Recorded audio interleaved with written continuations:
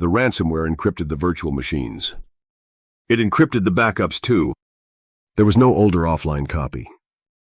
For many organizations, that would be the end of the recovery plan. In this case, it became the beginning of a successful reconstruction.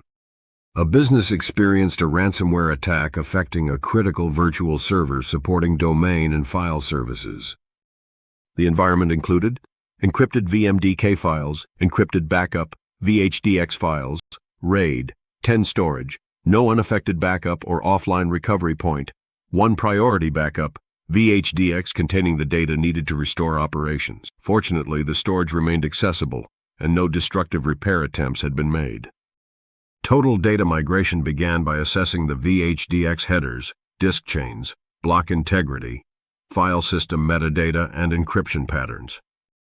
The team then reconstructed the priority VHDX directory structure, identified the original file names and major data folders, reconnected NTFS metadata with recoverable content, performed controlled extraction into a staging environment, validated file accessibility and integrity, produced a file inventory and sample files for review, used additional backup VHDXs to strengthen the recovery path. The assessment identified the complete directory structure for the 350 GB priority VHDX, with no material file system corruption or indicators of permanent data loss.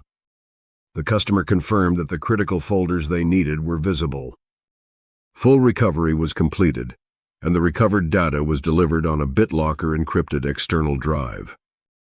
The recipient confirmed receipt, began transferring the data, and later verified that no outstanding items remained. The backups could not be restored conventionally.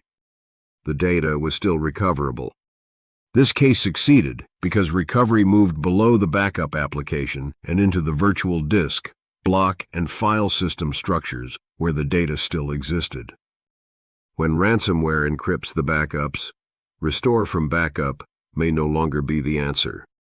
Sometimes the backup itself must be recovered.